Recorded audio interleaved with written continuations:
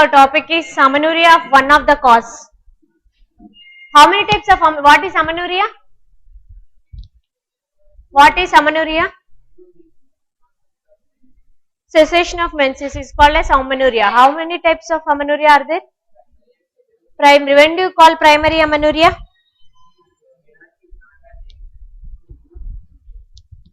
When do you call secondary amenorrhea?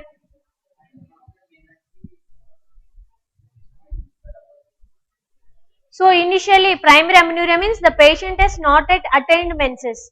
That is called as primary amenorrhea. Whereas secondary amenorrhea, the patient has attained menstrual cycle. In between there is a stoppage of menstrual cycle, cessation of menses in between. So after once she gets her menstrual cycle, once again there will be cessation. That is called as secondary amenorrhea. So what is the most common cause of primary amenorrhea? Turner's. It is Turner's, otherwise called as gonadal dysgenesis. So gonadal dysgenesis, it is Turner syndrome, which is the most common cause of primary amenorrhea. What is the most common cause of secondary amenorrhea? Most common cause of secondary amenorrhea is platelets. Pregnancy, yeah, it is most common cause of secondary amenorrhea. It is seen in pregnancy, pregnant women. Okay, coming to amenorrhea. How do you divide amenorrhea? What are all the causes of amenorrhea? What are all the causes? How do you divide? So we divide into various types. Main thing is hypothalamo, pituitary, ovarian axis, which is in turn going to act on the uterus. So we have divided into 4 compartments.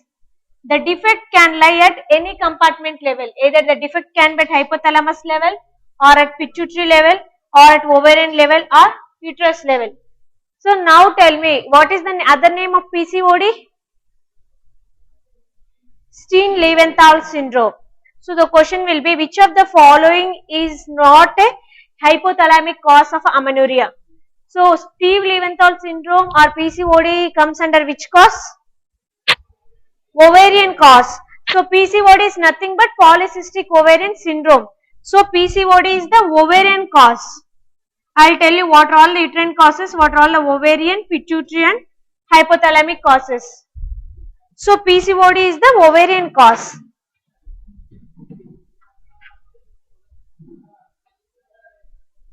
Yeah, PCOD, otherwise called as Steen-Leventhal syndrome.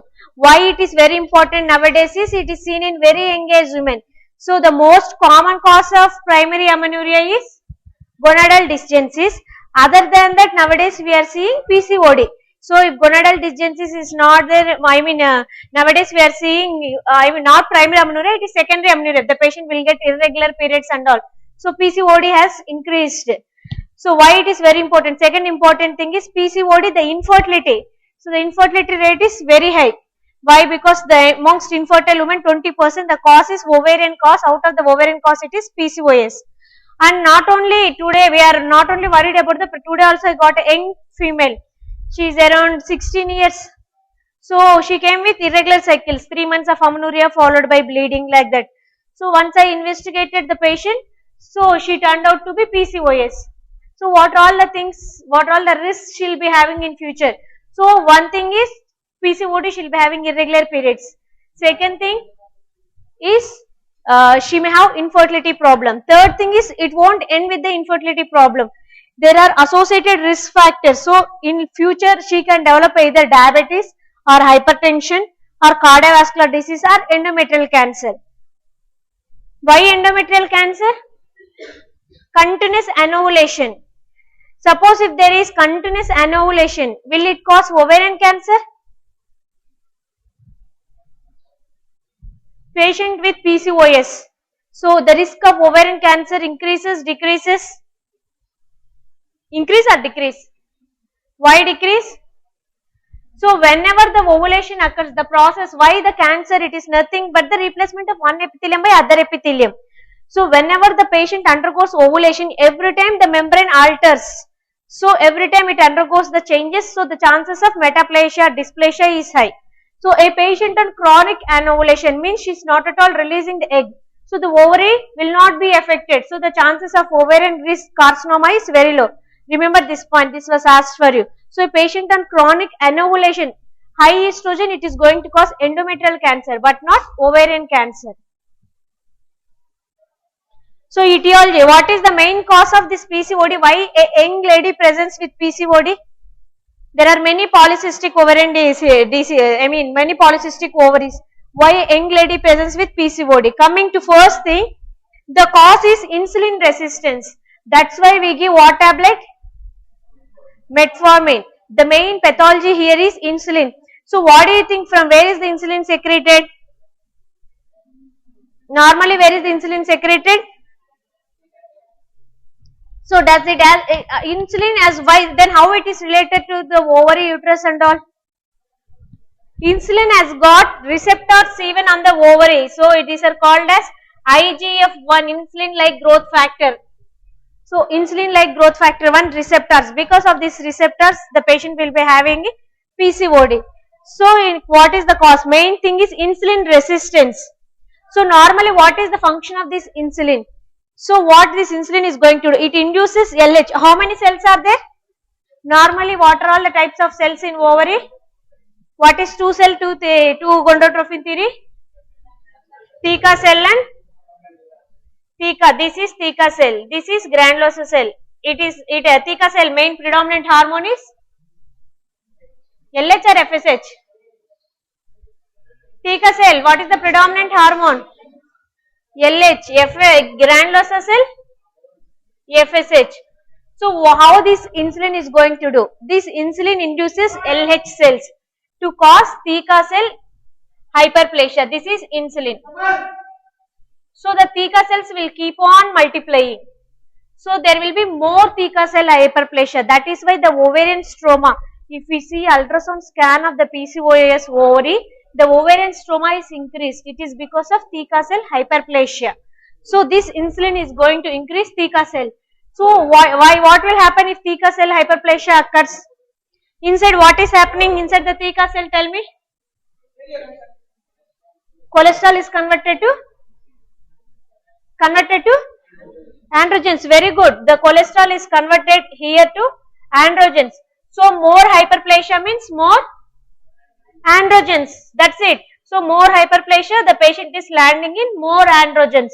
So instead of female hormone estrogen, the patient is synthesizing more androgens. So what all androgens it is going to secrete? Remember, it is going to secrete testosterone, epiandrostenedione. Which is the only testosterone which is secreted by adrenals? Which is the only androgen which is secreted by adrenal gland? If that hormone level is raised without doing any other investigation, we can say that the cause is adrenal. What is that one hormone? Huh? Online answer? Yeah, no, it is not. Yeah, Kausar, you are right. So what is that one hormone? So if it is raised, we can say without blindly we can say, because it is secreted only by adrenals. So a patient with hirsutism, today also I got 2 cases with hirsutism, hair and all, in the chin area and all, thick hair. So now I have to investigate. So I have investigated for causes of hirsutism. So if that hormone is raised, no need to think about anything. Blindly it is only adrenals. What is that hormone which is secreted only by adrenals?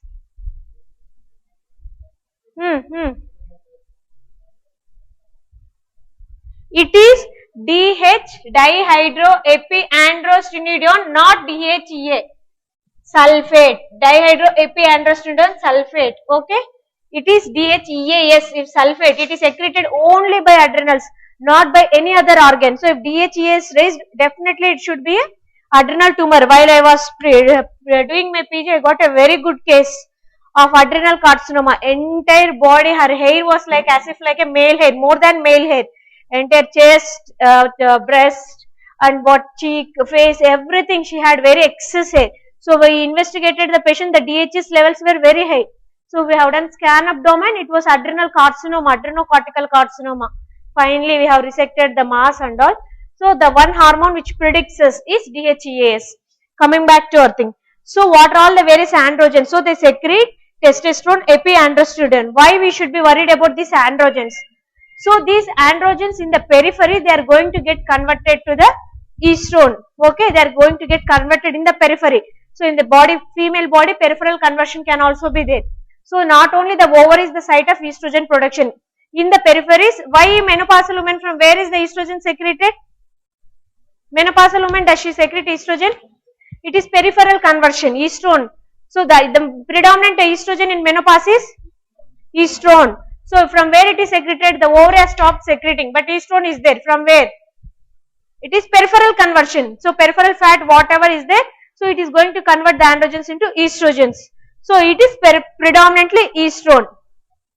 So that's why the levels, when we take the inhibin levels, and the levels will be raised. So there will be rise in the estrogen levels. Why? Because this androgen in the periphery is going to get converted to the estrone. So this is what happening. Once this estrogen is there, whatever the estrogen, it is going to produce continuous LH. Normally LH surge means, what is the cause of LH surge? What is the cause of LH surge? Estradiol. It is estradiol. But what is happening here? Because of excess androgens, excess estrogens, LH surge means it will come predominantly and then there will be peak off. It will, whatever the peak, it will come down. But whereas in the case of PCOS, the LH surge is continuously maintained. Continuously the LH will be predominant. So once the LH levels increase and then drop off, what is going to happen here? In the previous thing we have discussed, for a Graafian follicle to develop, what is happening? For a Graafian follicle. So normally what is happening in the theca cell? Door close, Chera, please. So in the theca cell, what is happening? Starting from the primordial follicle. Primordial, primary follicle, secondary follicle, tertiary follicle. We have discussed, what have we discussed? So normally for the predominant follicle, so these androgens will enter the granulosa cells, they are converted to estrogens. So these estrogens will further stimulate FSH. So once the FSH is increased, whatever the cells, they are going to multiply. Further it is going to lead to dominant follicle. So this is what it is happening. It needs which hormone? FSH. But here LH is becoming the predominant hormone. More LH is there. So once the LH is becoming the predominant hormone, but for a follicle to develop into dominant, it needs FSH or LH?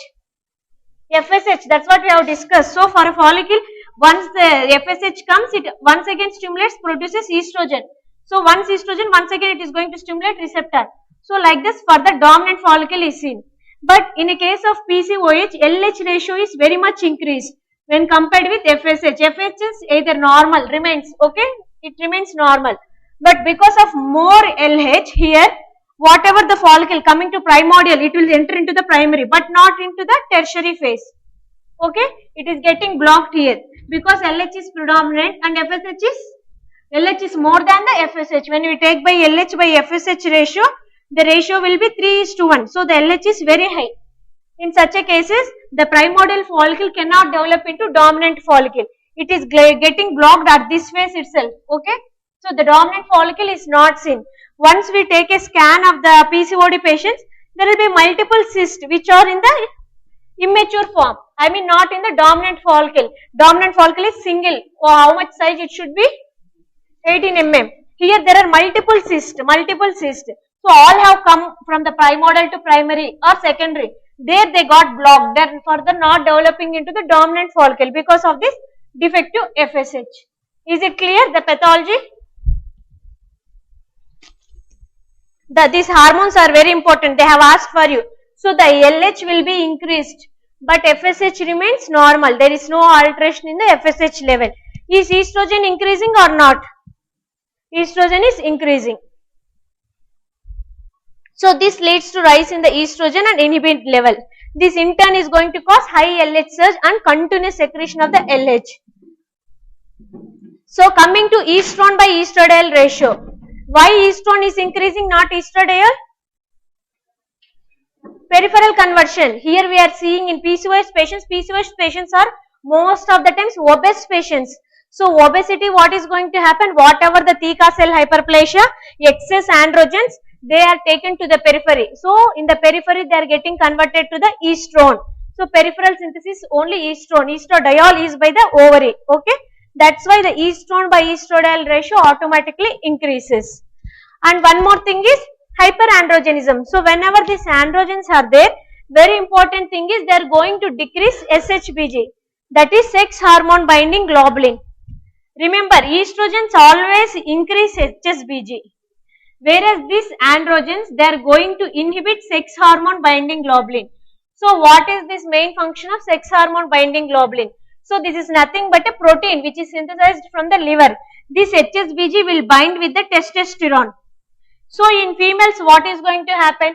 In a case of female patient, HSBG will bind with the testosterone, and whatever the testosterone, it will be less than 1%, the free form. Okay, testosterone will be in the two forms. One is bound form, other is free testosterone. If once these HSBG levels are decreased, automatically the free testosterone will increase. So the free testosterone will travel throughout the body, causing hirsutism features over the entire face and all. Is it clear why there is hirsutism in obese patient? So level of free testosterone rises, leading to hirsutism. So this is the total pathophysiology which is very important, what is happening in a PCOS patient. And androgen we have seen. So whatever the androgen, so for a dominant follicle to develop, it needs estrogen. So androgen means only until a half level. So it is not further developing into dominant follicle. So it is androgen, whatever is there, it is suppressing the growth of the dominant follicle. At the same time, but there are smaller follicles. In a PCOS, many small follicles are there. It prevents even apoptosis of the small follicles. So there will not be large follicle. At the same time, many small follicles will be there. Why means it is because of this androgens. So what is syndrome X? What is syndrome X? What is syndrome X? We have discussed already many times. Diabetes, only diabetes, hypertension. We have discussed syndrome X is otherwise called as metabolic syndrome. So a patient, especially obese patient, so she will be having diabetes, hypertension and hyperlipidemic condition, and waist by hip ratio will be greater. Okay. So when all these features are present, we call it as syndrome X. So this is what any obese patient, what is going to happen, there will be more levels of this increased insulin. Whatever this increased insulin, it is going to decrease sex hormone binding globulin. So free testosterone automatically increases. I already told you IGF-1 receptors will be there on the ovary. So these receptors in turn are going to favor more production of the testosterone. So insulin resistance, hyperinsulinemia automatically in a PCOS patient. HSBG production is decreased, free testosterone is increased. So this whatever the free testosterone, it is going to act along with that increased free testosterone, it is going to stimulate theca cell hyperplasia, androgens. So more androgens, more testosterone is produced. In the periphery, they are getting converted to the estrone. It is estrone, not estradiol. So at the same time, IGF insulin like growth factor binding protein production from the liver, directly from the liver, which is going to increase IGF-1. So this IGF-1 is going to act directly on the ovary. So theca cells will be having the receptors. At the same time, even the peripheral leptin is going to act. So whatever this IGF-1 and all, they are in turn going to synthesize more androgens. So as a result, because of these hormonal changes, there will be more androgens in the female. And these increased estrogens, they are going to stimulate LH. But not LH surge, but it is a continuous production of the LH. So and now tell me, what is going to happen to LH levels? FSH level? Normal. FSH is not going to get altered. FSH remains normal. Okay, then estrone levels? Estrone by estradiol level? FSH by LH ratio? SBH, sex hormone binding globulin? Testosterone and epiandrosterone levels? So normal testosterone is 0.8. So in a female, it should never cross 2. So if it greater than 2 free testosterone, it is going to cause all factors like hirsutism and all. So DHEA levels, DHEA, yes, here S is missing, okay. Adrenal tumor means dihydroepiandrosterone sulfate. It is typical of adrenal, okay, not DHEA. DHEA, yes. Sometimes we can see even prolactin also. So this was also asked for, which of the following is associated with PCOS, which of the following is not associated with PCOS. So you should know even the associations.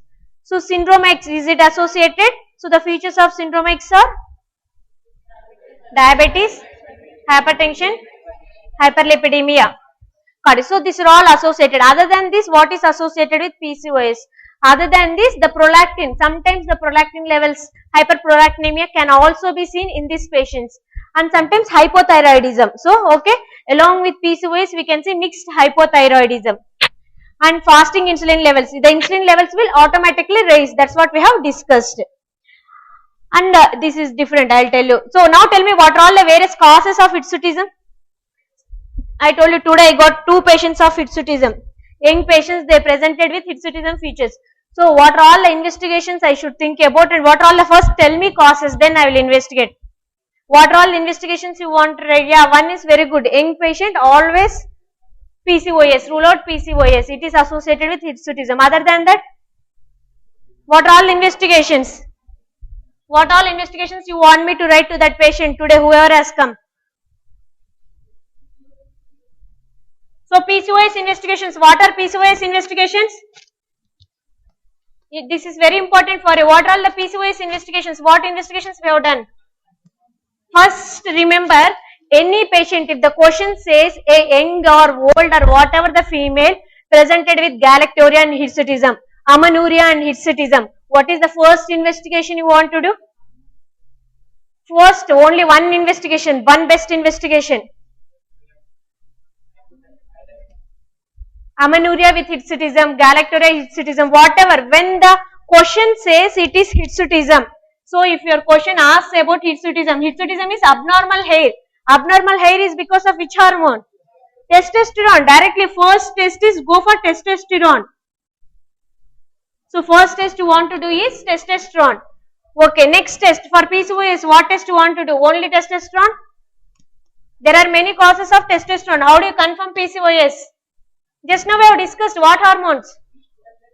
FSH, LH, FSH ratio. Next, okay, estrone and estradiol ratio. Next, main, how do you confirm PCOS? It is ultrasound. Okay, it is by ultrasound. On which day you want to do? Which day we have discussed, on which day you want to do? So a patient for PCOS always do ultrasound on the day 2 or day 3 of the periods. Why not in between and why not later?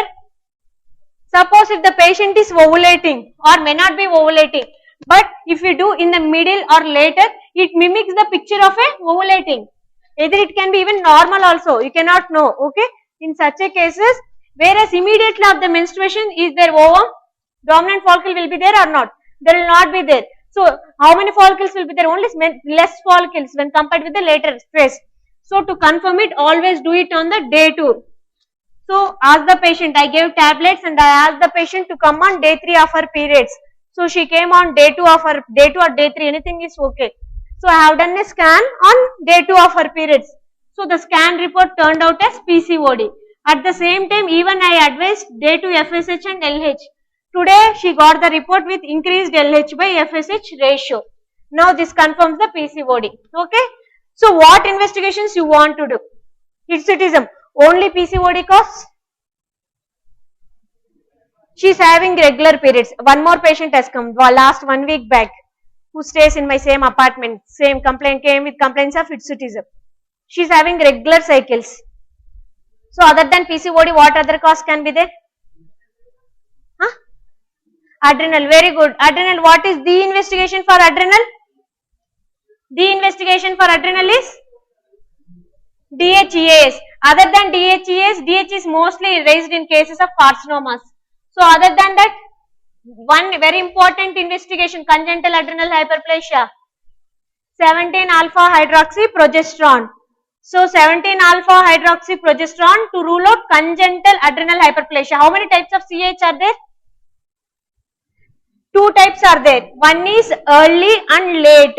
So early is seen during the birth, but sometimes late patient can present during reproductive life. That is late CH, late congenital adrenal hyperplasia. So the investigation you want to do is 17 alpha hydroxyprogesterone. Okay, to rule out congenital adrenal hyperplasia. So I have done testosterone, I have done DHEAS levels, I have done 17 alpha hydroxyprogesterone.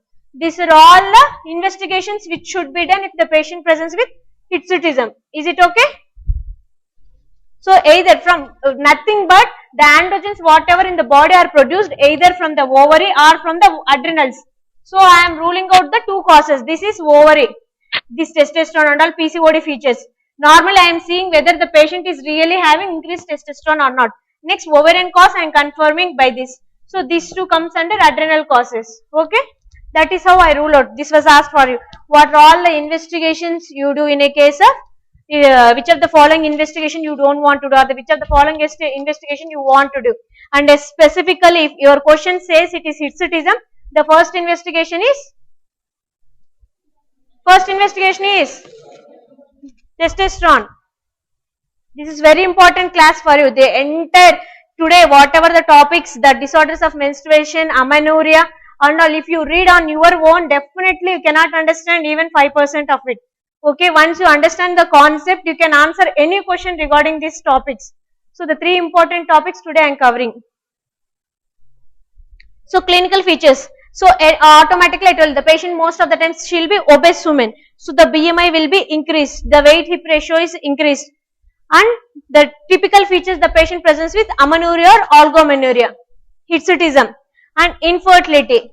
Acanthosis nigricans, nothing but the darkening of the skin.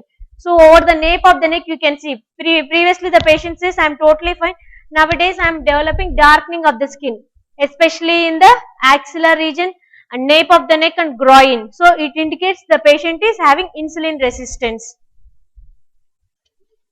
So yeah, this is the typical acanthosis, this is the darkening of the neck. Here you can see the axilla, blackening. Thick pigmented skin. So when to call a patient as PCOD? So the question, the clinical scenario, the patient can have only how to classify a patient as PCOD. So it is called as Rotterdam criteria. It was the previous criteria, but nowadays the guidelines have changed. But still your PG bits are based only on this criteria. So I want to tell this criteria. So but now the guidelines have totally changed. We are not following the Rotterdam criteria. So what is this Rotterdam criteria? There are three things to call a patient as PCOD. Out of these three things, if two are positive, if other is not there, you can call the patient automatically as PCOD. Suppose the patient who came today, two cases I told you. One young patient, she was having oligomenorrhea and scan showed PCOD but no hirsutism. Can I call her PCOD patient? Yes, definitely, because only two criteria, no need of three criteria. So any two should be fulfilled. So what is that? Either she should have oligomenorrhea, amenorrhea, symptoms regarding the PCOD or anovulation. Anovulation, especially infertility. Other second feature is hirsutism. Third is ultrasound confirmation. So any of these features are two are present, we call it as PCOD. So this was also asked for you. So a patient presented to you with amenorrhea and the scan shows multiple cysts. So what is your diagnosis? PCOD. So two criteria the patient has fulfilled. This is how the questions were framed in your All India. So yeah, we'll go on to for the next thing.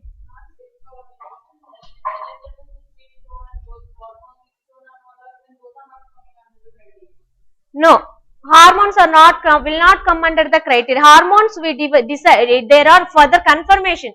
This is initial. How do you diagnose a case of PCOD? This is diagnosis, that is confirmation. Nowadays it has even totally changed. Nowadays we do never follow this criteria. The PCOD criteria is, first thing is, nowadays the serum testosterone should be raised. So a PCOD patient should, to call it as a PCOD, the first criteria should be fulfilled is serum testosterone.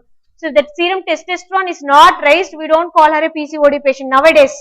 But your bits totally are based on this criteria. So not even one new bit has come according to the recent criteria. So I am not going to tell you the recent thing is, Just increased testosterone plus any of these features can be there. Okay, if increased testosterone along with anovulation, increased testosterone along with hirsutism, increased testosterone along with PCOD, then only we call it as PCOD patient. But this criteria is important for you. It is called as rotor drum. So investigation. Now tell me what investigation you want to confirm. Fast, fast, fast. We have got lot to discuss today. Ultrasound. So on ultrasound, what do you see? Which day you want to order ultrasound? Day 2. So what are all the features you see in ultrasound? Ultrasound, what do you see? We have discussed already. What do we see in ultrasound? Multiple small cystic follicles. So there will be approximately minimum 12 follicles should be there, varying in size from 2 to 9 mm. So if you measure each follicle, it will be 2 to 9 mm. It is called as what pattern? It is called as what pattern? So this is the PCOD. So it will be like this. The typical picture will be like this. Small follicles. So not more than 2 to 9 mm and total will be 12 follicles. It is called as what pattern? Necklace pattern. So once you see, it will be arranged like a necklace. So it is called as necklace pattern.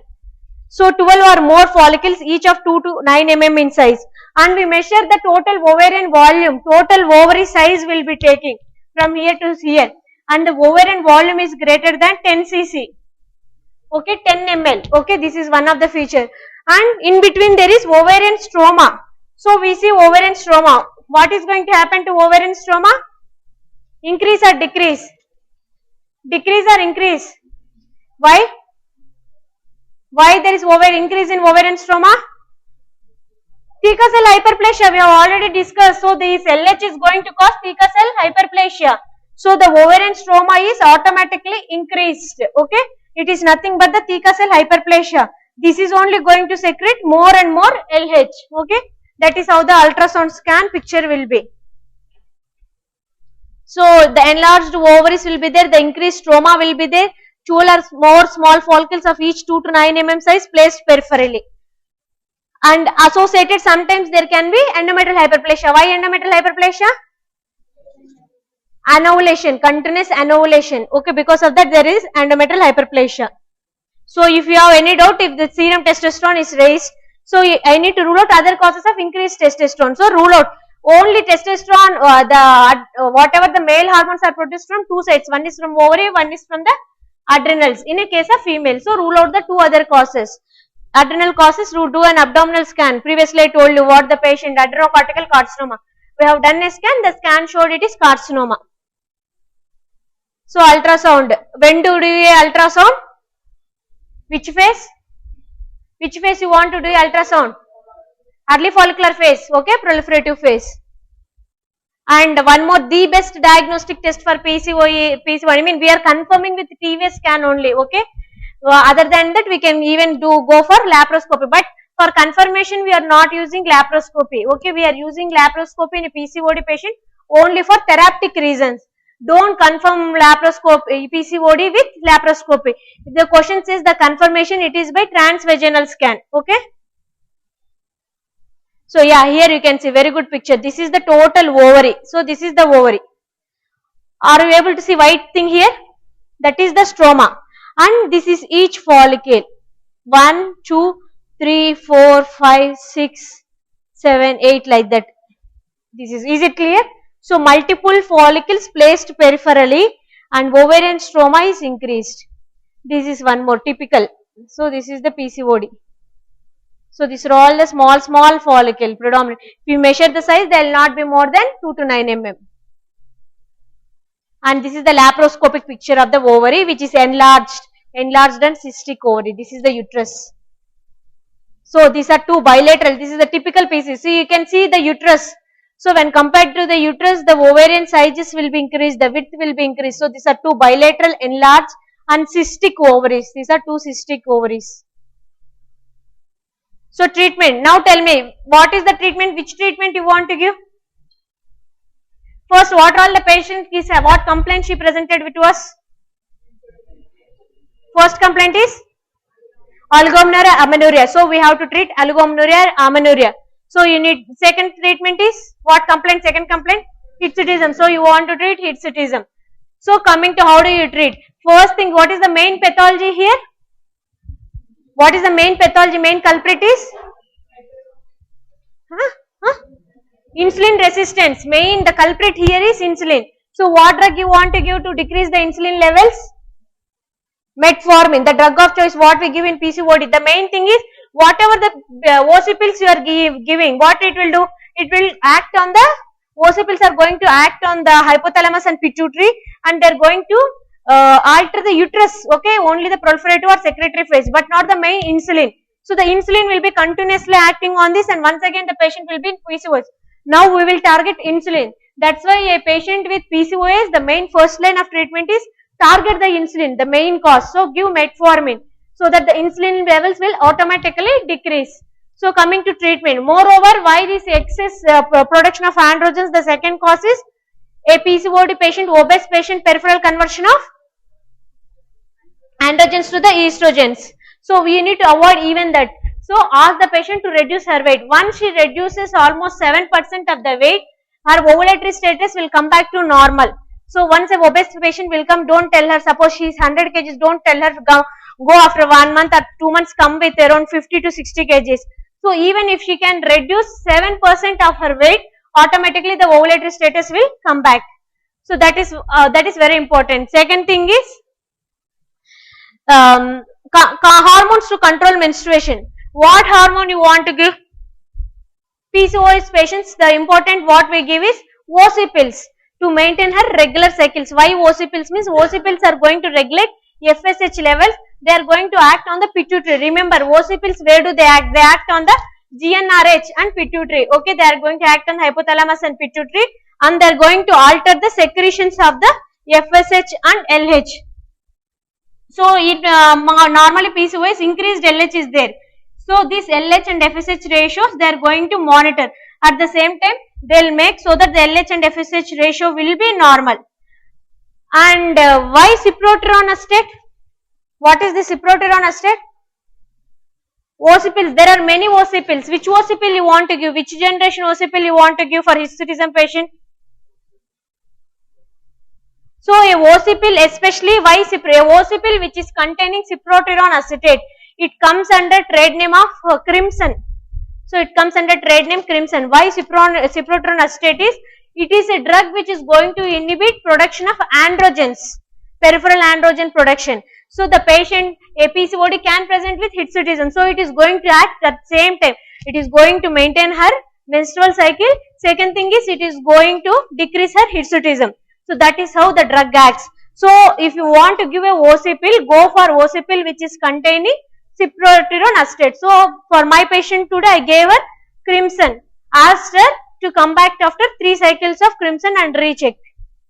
Which investigation you want to do before starting metformin? She came today. I have to do some investigation before starting metformin. Which investigation? Blood. Liver function test. Do liver function test before starting metformin.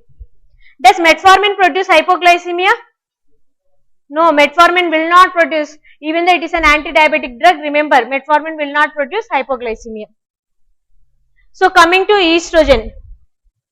So whatever the estrogen we are going to give in the form of OC pills, it is going to suppress the androgens and adrenal hormones at the same time. So which hormone is going to increase HSBG? Estrogen, increase.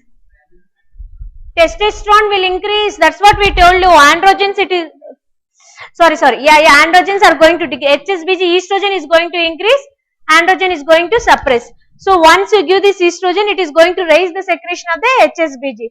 So once HSBG will rise, what it is going to do? It is going to bind to the free testosterone. So in a body, it is the free testosterone which is dangerous. If testosterone is in bind form, it will not be dangerous because it is not going to act peripherally. At the same time, this estrogen is going to suppress LH. So this is how they will work. 4th generation. One more thing is, other than the cyproterone acetate, nowadays we are going for 4th generation. What are all 4th generation? 4th generation OC pills. Spironolactone, which contains mineralocorticoid, anti-mineralocorticoid activity. So spironolactone group of drugs. That is drospirenone, if it contains drospirenone. So and along with low dose of the very low dose, this is Fourth generation contain very low dose. What is very low dose? How much? 20. Low dose is 30. And why? Because they are going to act, even reduce the acne and hirsutism. So these two along with fourth generation, one is Ocipil with drospirenone, comes under trade name Yasmin and Dronis. Second thing is Ciprotron, Crimson. Okay, we can use both Ocipils. Progestogen, how it is going to act? So any patient, especially a patient on infertility treatment with PCOS, can you give Ocipils? Infertility patient, normally infertility, Ocipils we use it for contraception. So infertility patient with Ocipil, with PCOS, so how do you manage? A patient with irregular periods and infertility patient, you want to give Ocipils or not? Yes or no? If you give Ocipils, she will not conceive, they will act as contraceptive. But she has to conceive, she came for infertility purpose. She is having irregular cycles, infertility case. So in such a condition, give Ocipils only for 2 to 3 months, that's it. So 2 to 3 months Ocipils doesn't have any much contraceptive effect. At the same time, they are going to alter and maintain this LH and FSH ratio. Once you give this Ocipils, that is maximum is for 3 months. After 2 months, then turn her to progesterones. Okay, don't continue the Ocipils. So the PCOS, it's not an acute condition, it is something like a diabetes. Once the patient is PCOS, she is always a PCOD patient. Okay, so it is not like we are not treating the patient. Diabetes, is it a temporary or permanent problem? Permanent, the same thing. PCOD is also same thing. So we are controlling the hormone levels and we are treating the patient. That's it. It will remain forever. So a patient with PCOD, give 2 months Ocipils, infertility. After that, shifted to progesterones. Progesterones will not have any effect on her fertility. So second half progesterones we are giving, especially medroxyprogesterone acetate from day 15 to day 21. 10 tablets I will ask her to take. Once she takes the tablets, automatically she will get her periods. Okay. So in such a case, a patient with infertility case, I can maintain her on progesterone. So the question they can ask you like this. So if it is an young married female, the best choice of drug, young unmarried, it is best choice is PCOD, best choice is young unmarried. Ocipils. So if she is an young unmarried patient, go for Ocipils. If she is married, Ocipils only for 2 to 3 months, infertility patient. Later the best choice will be progesterones. So any patient on hirsutism, go for Ocipil with ciprotron. Okay, that is going to act as an anti-androgen. So what other anti-androgens? So they have not decreased. So what other especially coming to anti-androgens, they have asked what are all the various anti-androgens. So a patient can have acne. For acne, you are going to give clindamycin lotion or erythromycin gel. If it is a severe acne, isotretinoin. Can we give isotretinoin? So if a patient who wants to conceive, so she presented with PCOD with acne and hirsutism, never give an isotretinoin. It is very dangerous. It is the most teratogenic drug. So don't give it in pregnancy. And nowadays we are adding, especially infertility patient with resistant PCOS. I got a case of around 8 years of infertility. She has taken clomiphene citrate for around 10 cycles. Next, what is next drug in ovulation induction? Gonadotropins, FSH and LH. FSH and LH she has taken more than for 10 cycles. She has not been, whatever the follicular study showed, that she is not at all ovulating instead of these many cycles. We call such a condition as resistant PCO. So resistant PCO. In such a condition, what we can do is give dexamethasone. So dexamethasone 0.5 mg at bedtime. It is going to reduce the androgen production and used in infertile women with clomiphene. Okay, it is going to act. How means it is going to decrease the androgen levels. Why these drugs are all important for you? They have asked you. So which of the following drugs are not used in the treatment of PCOD? So they can whatever the bits given for you. So this is the way they have asked. So remember what are all the drugs now we are using. Coming to infertility. So infertility, which drug you want to give? Which drug has got highest ovarian hyperstimulation syndrome? In ovulation induction, which drugs will cause highest ovulation OHSS syndrome? Which drug will cause? What are all the drugs we are using for ovulation induction? One is, first is clomiphene, second is GnRH analogs, third is gonadotropins. Next GnRH analogs. So out of this, which is going to cause highest OHSS, ovarian hyperstimulation syndrome? their FSH and LH, okay, 40% they are going to cause increased when compared with clomiphene citrate. Especially a patient with PCOD, the highest chances of OHS is very high. That's why suppose normally we give 150 dose or 225 dose in a normal patient, whereas in a case of PCOD patient we give only 75 international units of FSH and LH, because the ovarian hyperstimulation syndrome is very high. So this is how it will. Suppose a patient, a PCOS, if you give clomiphene, how much percent will conceive and how much percent will ovulate? We have discussed this point already in ovulation induction. 80% will ovulate and 40% will conceive. Okay, that is the rates. Remember 80 and 40, this was asked for you. So hyperstimulation, but it is very less when compared with the FSH and LH. FSH and LH got high ovarian hyperstimulation. So tamoxifen in resistant cases, previously this was the one of the best drug, letrozole, but nowadays it was banned. 2 or 3 years back it was the drug of choice in infertility. It was beating even FSH and LH. Very good fertility rates we have seen with letrozole, but because of anomalies, fetal anomalies, nowadays the letrozole has been banned. But it was used previously as one of the drugs for ovulation induction. Tamoxifen, letrozole, FSH, LH and GnRH analogs. So in addition we are giving metformin. Sometimes a patient with PCOD can have associated hyperhomocystinemia. So what is the drug of choice for hyperhomocystinemia? The drug of choice? N-acetylcysteine. Okay, the drug of choice in hyperhomocystinemia is N-acetylcysteine. What is this? Nothing but an insulin sensitizer. Okay, at the same time a mucolytic drug. So metformin, coming to what are all the important points you should to know about metformin. It is an insulin sensitizer. It is going to reduce insulin. What is the mechanism of action of metformin? Mechanism of action of metformin. Anti-diabetic drug. Medicine finished? No? Finished or not? Diabetes. It acts like, how it is, what is the mechanism, where it is going to act and how? Okay. So important thing is going to decrease the absorption, first thing. Second thing is even liver new synthesis of the glucose is inhibited. Okay. So it decreases the liver neoglycolysis, so that the further production of the glucose is stopped. So this is the one. Other thing is improves peripheral utilization of the glucose. So metformin has got 3 important things. But other important function is go for liver function test before starting a patient on metformin. So at the same time the insulin, once it is altering, it is going to decrease our androgens. That's what we have seen. So the insulin growth factor LH and further going to alter the hormones. And once this testosterone and all are decreased, automatically the HSBG levels are going to vary. So once you put a patient on metformin, automatically the ovulation rate and pregnancy rate will increase. And remember, it is not a drug to reduce the weight. So we are not giving the patient to reduce the weight. And second thing is, this was asked for you. So which of the following is not a effect of the metformin? So it is not going to cause hypoglycemia. It is not going to decrease the weight. And any hepatic and renal disease patient, it is totally contraindicated. And side effects, coming to side effects, it can cause lactic acidosis. So this is one of the side effects. So if metformin should not be used, suppose a patient in renal or liver disease, what drug you want to give? Acarbose. So acarbose and octreotide, which is secreted by the hypothalamus. So it inhibits growth hormone at the same time insulin. Surgery. So if medical therapy has failed, is there any surgery? Is there any surgery for PCOD?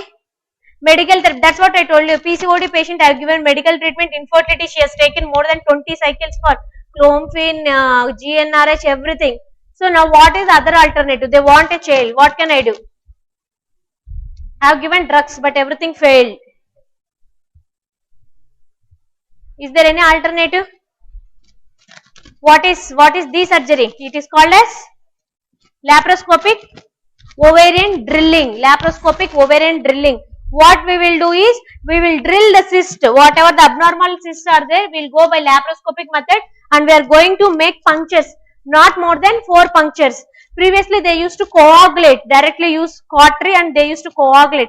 But coagulation, there was increased chances of adhesion. And very important thing is, once drilling should be always the last resort. So once you do the drilling, the chances of fertility will be there only for 1 year. After that, automatically they will decrease. Why? Because one is because of adhesions. Whatever it is there, it is the adhesions, further infertility is going to increase. The second point is, whatever the cautery you have used, it is going to completely destroy the ovarian tissue. So automatically the ovarian reserve decreases. The follicle which are developing further into dominant follicle, they are going to decrease. So this is the main side effect of the laparoscopic. So nowadays we are not using cautery. We are just making holes, that is drilling. We will make a hole and we will leave it off. So this is the final resort. Yeah, Kausar, you are correct. It is ovarian drilling.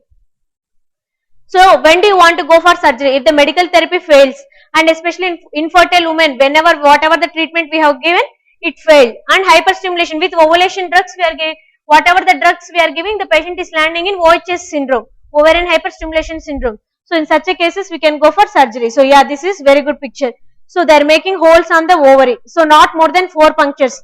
This is the ovary. This is called as laparoscopic ovarian drilling. So surgery consists of drilling or puncture of not more than 4 cysts, either by laser or by unipolar cautery. Previously they used to use cautery, but nowadays we are not coagulating the cautery, we are not using. And one more thing is, whatever the cautery you have done, put some fluid so that there will not be any adhesions. Leave patient with some fluid inside the abdomen. So this is what the main side effect is, pelvic adhesions. Further they are going to reduce the fertility rate. So if you want to patient to give any treatment after surgery, within 1 year, give infertility treatment so that she can conceive. After that, she is not going to conceive. I mean, the success rate decreases. So advantages is, at the same, it is a double sitting. So the diagnostic test for infertility is laparoscopy. What you are going to do laparoscopy? What are all you going to, infertility patient has come, what you are going to do in laparoscopy? How do you just test the tubes? The best test for tubal testing is laparoscopic chromoperturbation. So inject the dye. From down you are injecting the dye, from above you are seeing either there is ovarian spill or not. That is called as laparoscopic tubal chromoperturbation. So you are seeing the tubes patent or not. Next you are seeing the adhesions. Directly you are seeing any adhesions or not. If any adhesions are there, you are going to break that adhesions. So the best test for infertility is laparoscopy. So tubal testing can be done, and endometriosis, any other causes can be looked for. These are all the advantages of surgery. Following surgery, single ovulation occurs with drugs. So that's why a patient with ovarian hyperstimulation syndrome, we can proceed with surgery. With surgery, the OHS rate is less. So the disadvantages is main adhesions we have discussed, and ovarian reserve is going to decrease with cautery. That's why we are not using cautery. So patient will land in premature ovarian failure. So simple puncture of the cyst we are doing.